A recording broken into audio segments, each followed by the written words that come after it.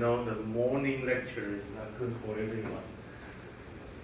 So that's why we want to do the attendance check to show who works harder, right? Anyway, that's from yesterday. We have this maximum shear stress model and also maximum strain energy model. The difference, the most conservative one is maximum shear stress model, and the least conservative one is maximum strain energy. If you want to use maximum strain energy, you need to know the information of Poisson's ratio. That makes a big difference at the corner where you can have some wider safe region at the edge. Okay, and also the other edge right there.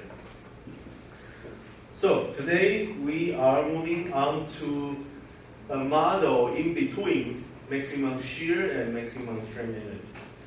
This is called the maximum distortion energy model. So this distortion energy probably is something new for everyone.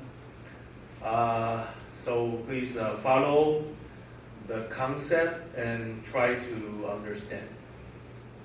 So the left figure is exact same figure that we introduced in maximum strain energy model.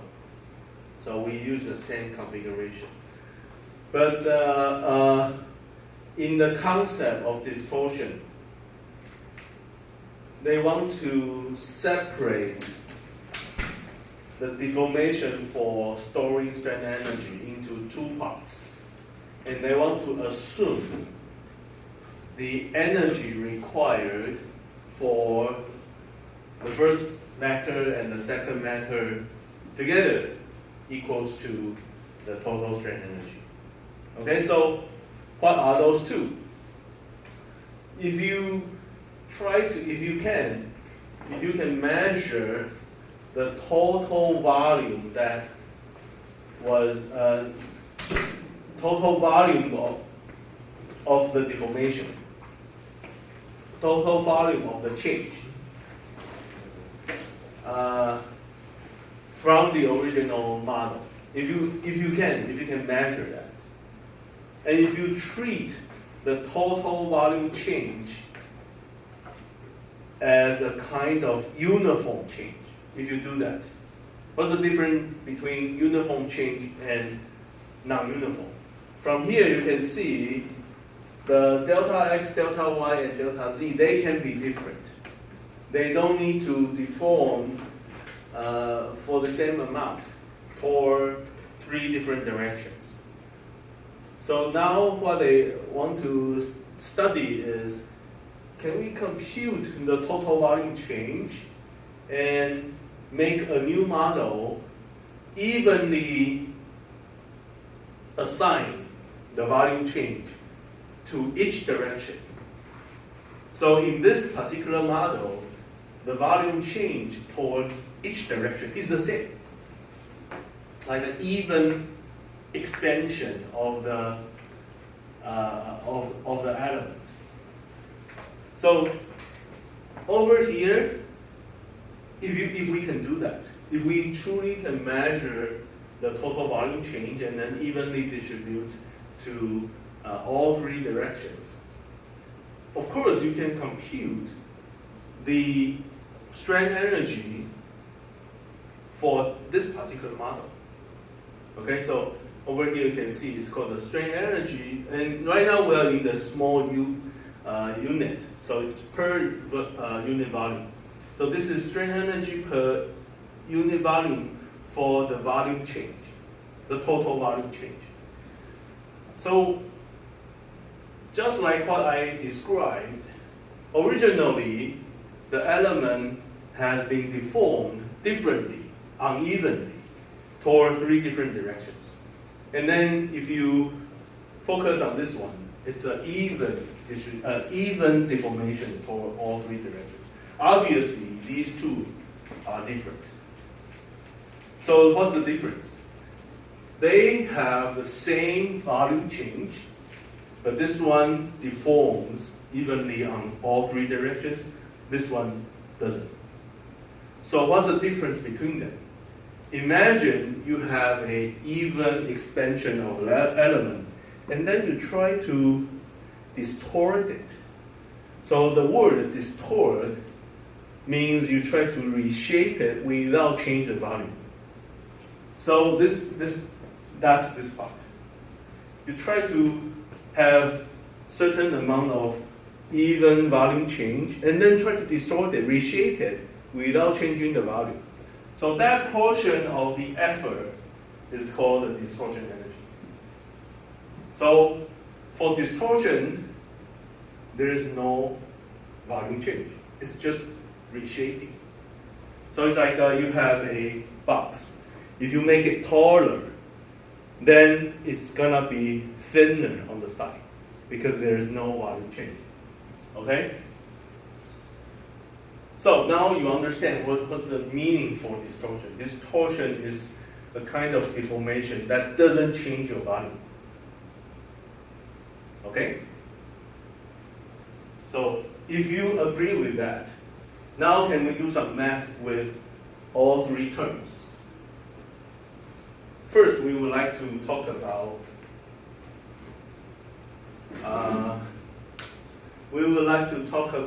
some equations.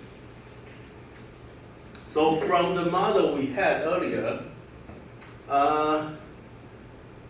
the stress required for the middle part, the volume change,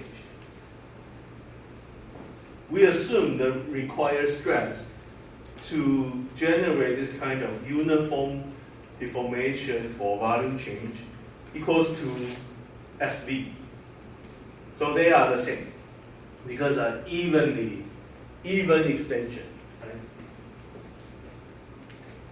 So if that's the case, and if we can study the stress analysis in each direction individually, then these columns are the stresses originally in the three principal coordinates.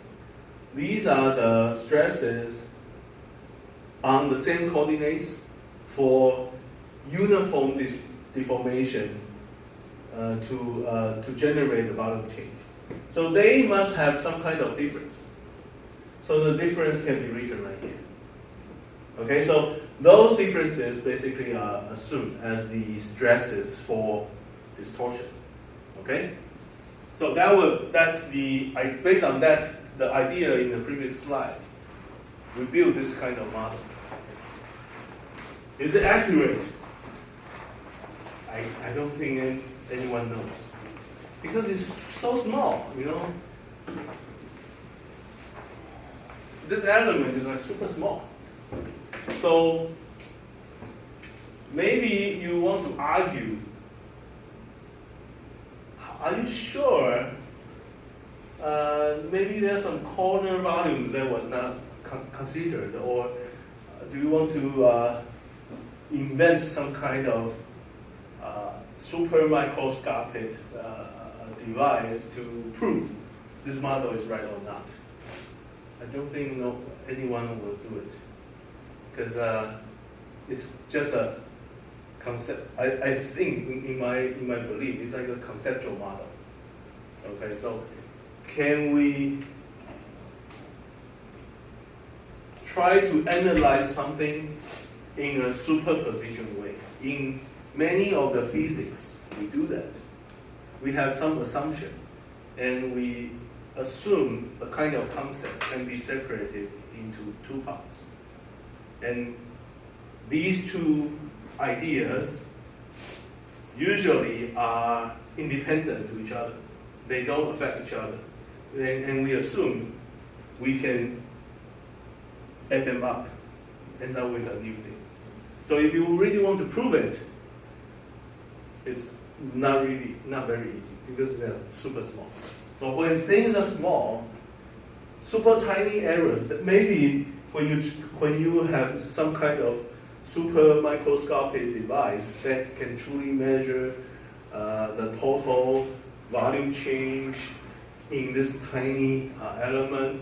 And one day you realize, hey, this equation is not accurate. There is 2% of error. So what? 2% of error. Okay, so in elastic mechanics, we assume many things to be linear. Are they really linear? When we do the tensor test, the relationship between the stress and strain is not really linear. It's not perfectly linear. So does when the material is considered as an elastic material, and if we deform it without yielding, does it really recover back to its original shape? Maybe there is a 0.1% difference. Nobody cares. Okay, so we don't care too much in that case. So it's a model. Don't be too picky about it. Now, this column is the stress for the original force model. This column is for the stress purely about volume change. This column represents the stress for pure distortion. So over here, there's volume change. Over here, no volume change, only reshaping. They are all stresses. They are all within elastic mechanics. So Hooke's law is still valid for all kinds of stresses right here. Hooke's law is just a linear relationship between the stresses in all three directions, describing how the deformation in one direction is going to be related to the stresses in all three directions, right? So these are linear relationships. That's why as long as your material is still within elastic mechanics, Hooke's law should be valid. So even if you conceptually separate the stress applied to all three directions into a new way, into two different ways, they are still stresses. They are still within linear mechanics. So we can apply Hooke's law to the stresses in the distortion column. Okay, so they are the exactly same Hooke's law, but we have the prime. Prime represent the stresses and the strains for distortion. Okay, so these are the Hooke's law for distortion. Now, here's a very important assumption to make this model happen.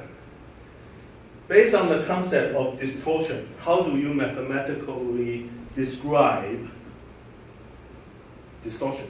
So the math equation, the mathematical assumption is this equation.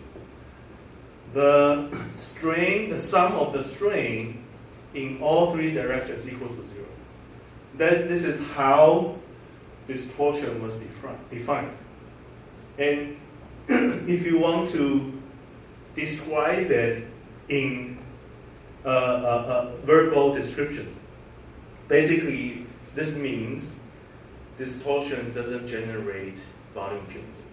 So if you have some deformation in X, then you must have some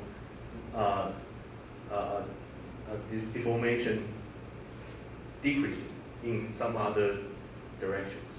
Overall, if I become taller this side and I become thinner this side, and I assume if the total strain, the sum of the strain in all three directions equal to 0, I claim this is a concept, the idea of distortion.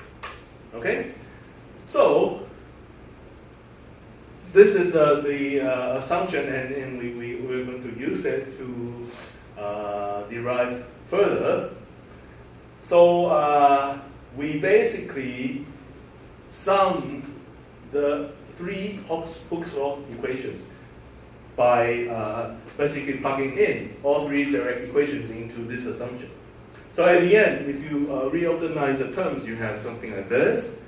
And remember, in practical situation, there is no material has Poisson ratio equals to 0.5. I explained it yesterday. So this term will never be 0. If this term is never 0, then this term must be 0. So at the end, the sum of the stresses for distortion along 3 principal stress coordinates equals to 0 based on this concept. So since we have that, we can do what?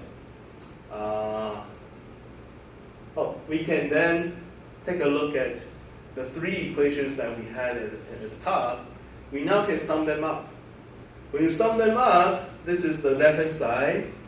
This will be the right-hand side, and the sum of the stress primes equals to 0 because of that. So at the end, on the right-hand side, you only see 3 times stress for volume change, SV. So by those assumptions, we are able to estimate what's the amount of the stress for volume change right here, SV. So SV basically is the mean value of the principal stresses in all 3 directions. Okay? So this is how we derive this. So what do we work on next? We try to compute the strain energy for volume change. We try to do that right here. Okay, so then let's try to work on the equations. So what is this one? From here, we can plug in the SV back to the 3 equations right there. And we end up with 3 new equations. And we can actually compute the stresses for distortion in terms of the 3 principal stresses. Okay, so you can derive from those 2 into these 3 equations. So we have that. Do we use it? Do we need it? Actually, no. This part is just for you to know. Now you can actually compute the stresses for distortion in all 3 directions. Just for you to know. If you truly want to describe them, they are here. Okay, but we don't really need this part for the further derivation. We need this. So we want to compute the strain energy for volume change. Based on the strain energy equation, it's basically 1/2 of stress times strain. We derived it yesterday. So how come it's 3 times? Because we do have stresses, same stresses in all 3 directions. So in each direction, it will the work done by the stress will be stored as strain energy. So it's 3 times of the energy stored. That's why there's a 3 times. So basically all 3 directions. So you just sum them up. Okay? So over here we already have SV, and how do you where is your epsilon V? So epsilon V, again, SV follows the Hooke's law. So epsilon V follows Hooke's law as well. So over here, epsilon V can be replaced by Hooke's law. And basically, the stresses in all 3 directions are the same. Okay. So once you apply Hooke's law to epsilon V, you have this new equation. You can reorganize it, and you end up with something like this. Now we had SV is 1/3 of the sum of the 3 principal stresses. You can now plug it into here. That's why you have a 1/9 and a square term of this. You can then rearrange some of the terms and end up with a cleaner form of the strain energy per unit volume for the volume change. So why do we need this one? Because we don't know how to compute the strain energy for distortion. We don't know how to compute strain energy for distortion. It's difficult to derive. So what do? Remember at the beginning we have this equation. This is what we got yesterday. This is what was derived, just derived. So how do you compute distortion energy? U minus UV. So distortion energy was not directly derived.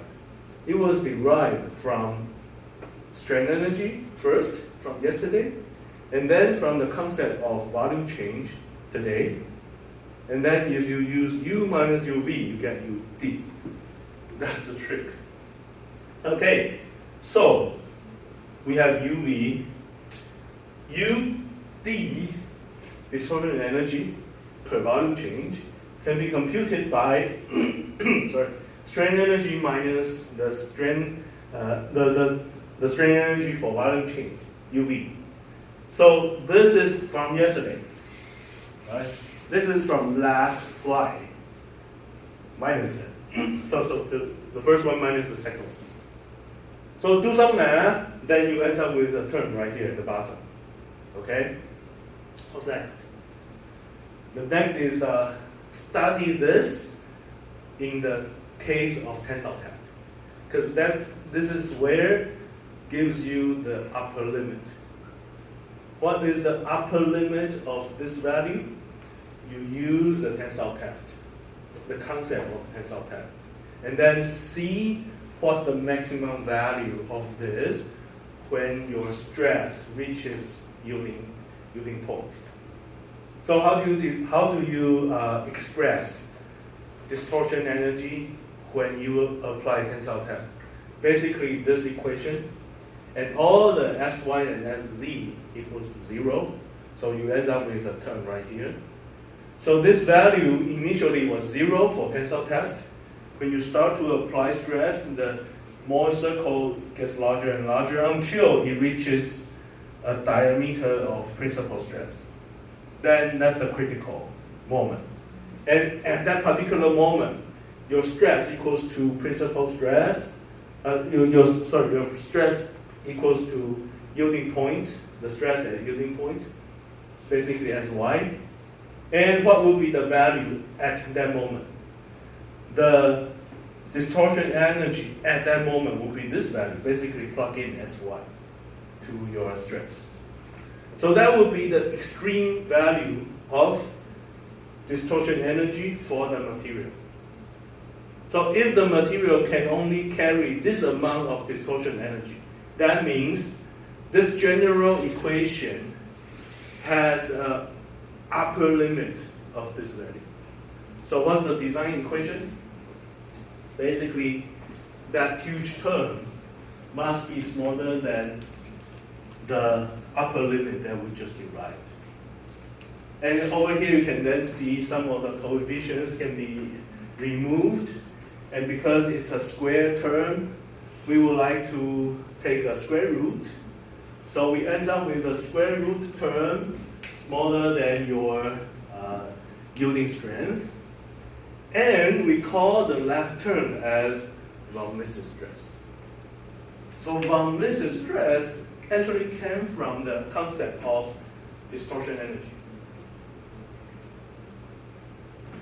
And let's take a look at von Mises stress.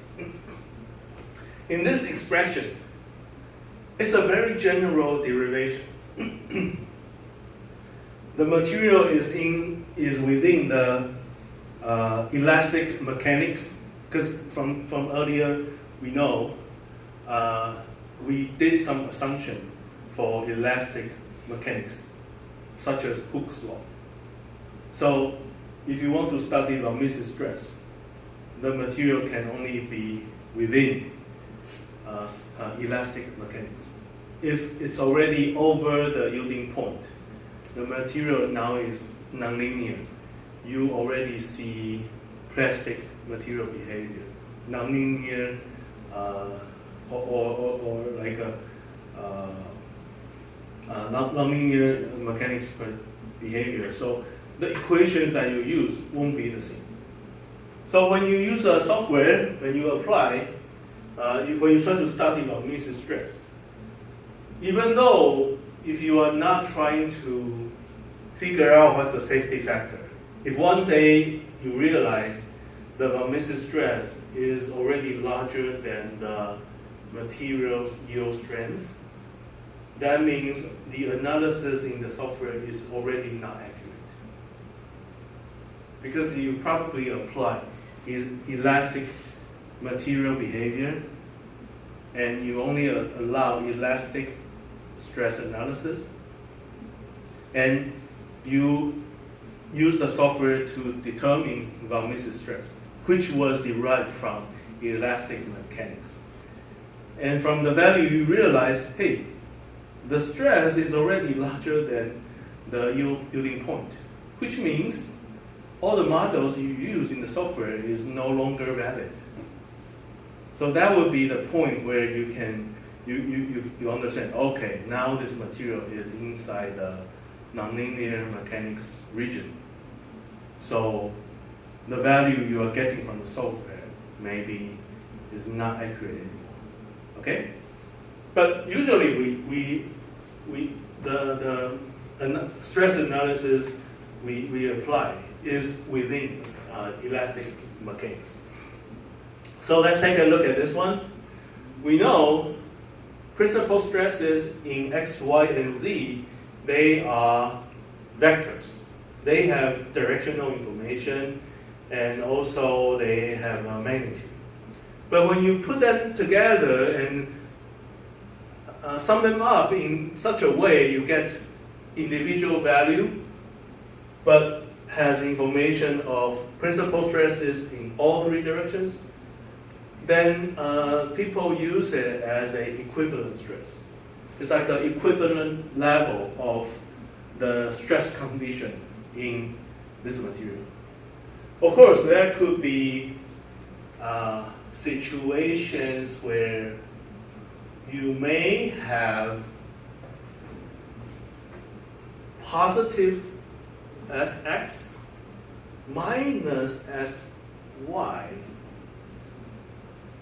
So maybe, no, let me see if there will be. If you have same Sx and same Sy, does that give you 0 right here? No. Because you have these two terms, so at least you have one. I'm trying to think of some situation where you may have 0, but you actually have stress. Maybe not. You won't have something like that. So as long as there are some stress applied at certain direction, you will get some value. And the value should be non-zero, I think. Can you think of any situation where this could be negative? I don't think so.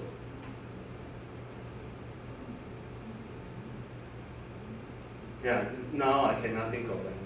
So as long as there are some stresses, even if it's a negative stress, because of the strength square term right here, it makes this left-hand side positive. Okay? So it's a really good way to get the equivalent stress level of the material, but it doesn't represent any direction. It's a overall loading condition in the material. Okay? So if we reduce to a simpler situation for plane stress or plane strain, in this case, the Sz equals to 0, then we have a very simple equation like this. Compared to the maximum strain energy model, they look very similar. So let's take a look at their difference. This one is the maximum strain energy model.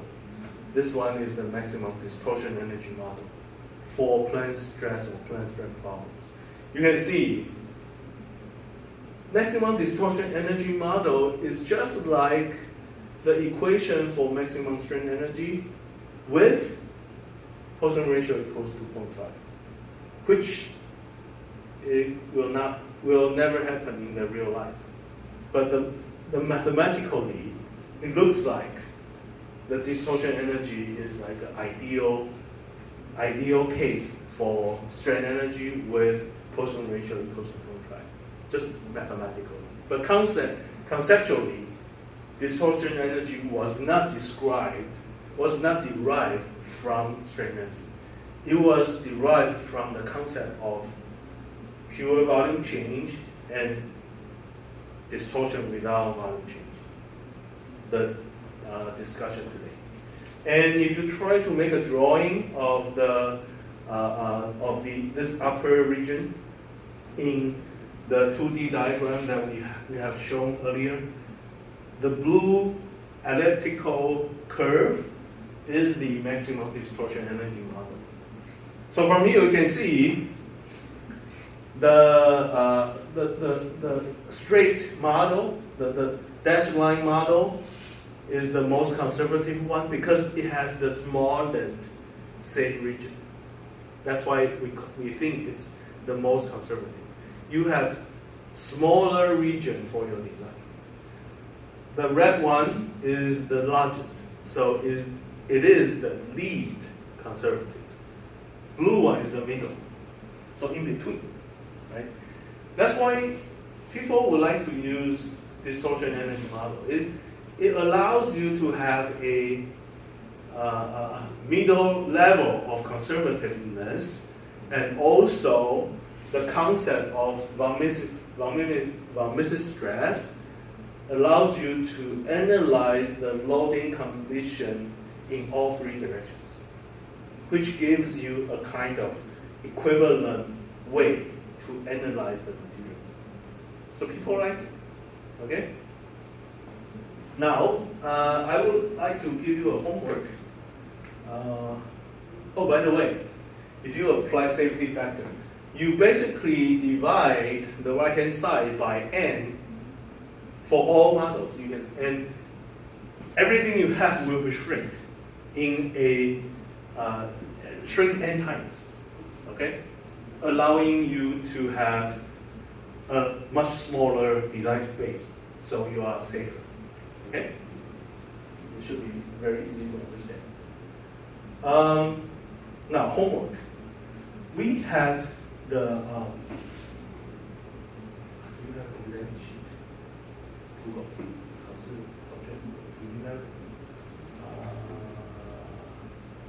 Maybe here, exam sheet. Yes.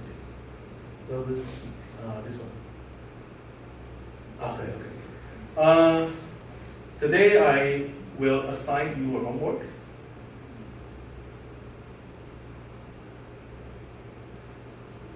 So I would like to use the exam sheet as the homework.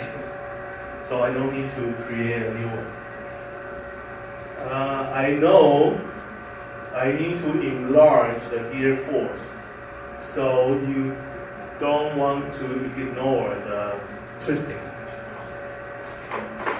So maybe we can, I need to know the radius. Radius of the gear.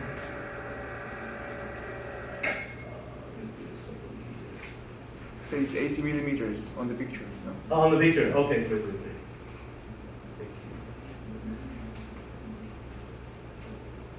Yes. So if I enlarge it, if I enlarge 4 times, that will be 2,000.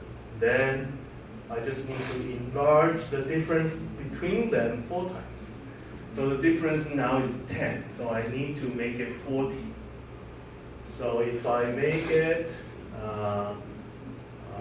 15, then this has to be 55.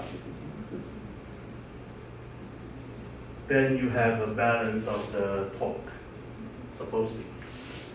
So for your homework,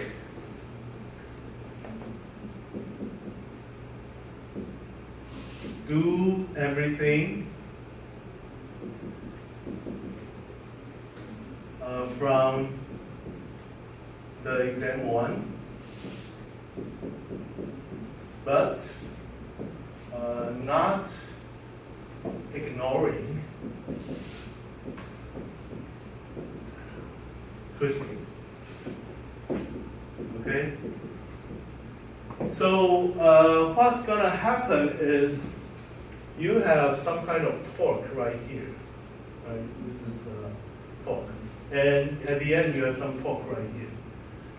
So what would be the amount of shearing stress on the shift? So we usually assume linear model, right? So it's like over here you have shearing stress, right? You have shearing stress. So maybe this is the largest, the maximum value. So the shearing stress right at the parameter of the shaft would be linearly proportional to the max value, and you need to compute it. Okay? So please be aware, the shearing stress due to the torque won't be the torque you directly compute at the edge of the pulley. So let's assume the stress is linearly distributed inside the entire cylindrical system. So if you can compute the shearing stress here, then the shearing stress right at the parameter won't be the same amount. So we assume it's a linear relationship. So it's a assumed to be linear. Okay? And they are, you can do this kind of assumption maybe because they are the same material, and also we don't talk about stress concentration, that kind of issue right now, not yet. So it's a very simple math model. And of course, in reality, the stress at the corner will behave differently. But now we just treat it as a very simple problem. Now, if you do everything from exam 1, and you cannot ignore twisting, so at the end, you should have, you can get the tau max, S1 and S2 obtained from the Mohr circle. By the way, at the worst loading position. Right? So basically the result won't be the same, but I guess the worst loading condition will be somewhere here at the pulley, and where you have the largest bending. Okay? So once you have that, for today's homework, you want to do we need to do something extra. First, use maximum strain as shear stress model, maximum strain energy model. Third, maximum distortion energy model to determine the safety factor is smaller than or equals to what. For this, you will need Poisson's ratio. So I will give you Poisson's ratio. Let's say it's a 0.25. Okay. What else do you need? You need the yielding strength. Did I have yielding strength? I didn't, because you don't need it in the previous exam. Move it back. Okay, so you need the yielding strength. So the yielding strength for this material would be, let me see. Let me see the solution. I don't want to give you a number that is too much different from our answers here. So,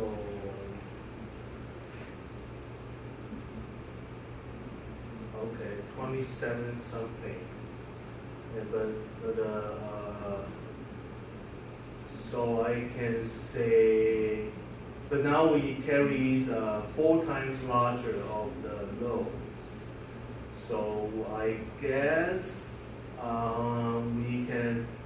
the stresses will be supposedly 4 times larger, similar to 4 times larger. So we may end up with results in the scale of 200, I guess.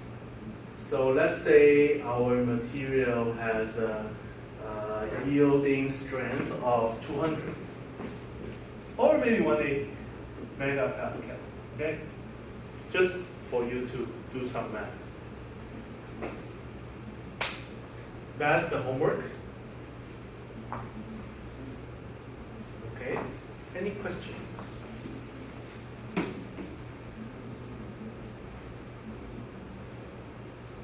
And of course, maybe during the calculation, you feel like, hey, in reality, something is not following the simple math equation. We ignore those kind of ideas. We are dealing with ideal math problems and use the simplest mathematical equations. Okay, and for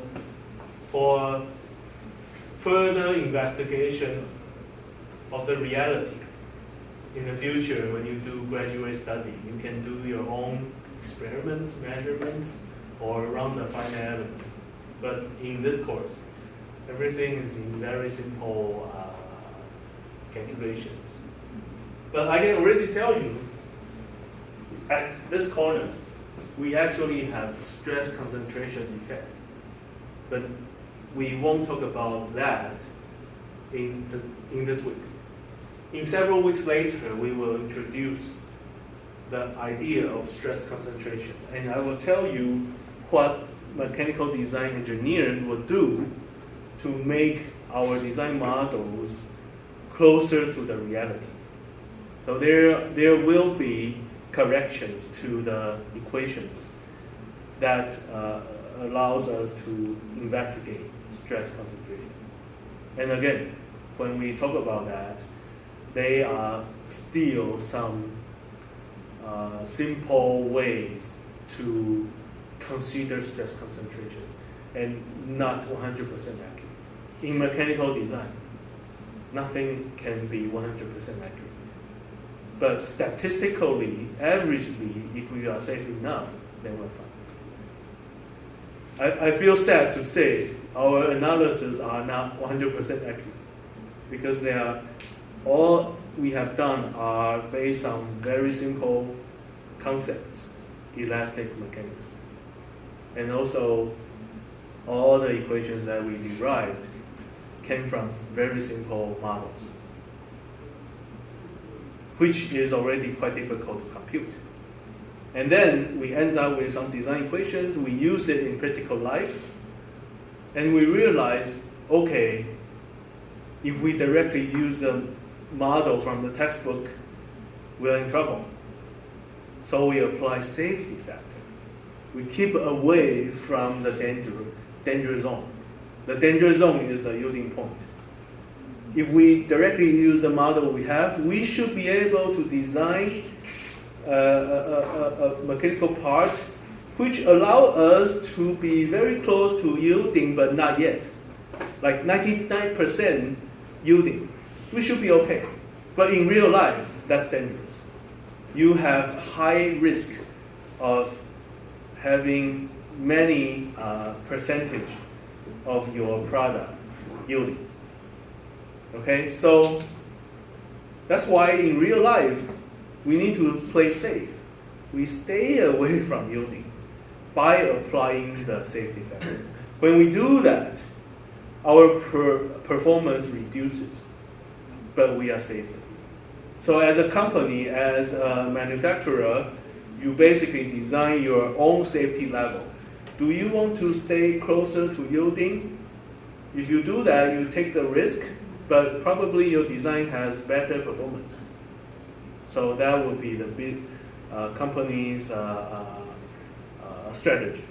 Okay, so when I was working in the industry, when I graduated from undergrad, before I traveled to USA for master, I stayed in a Taiwanese company for 1 year.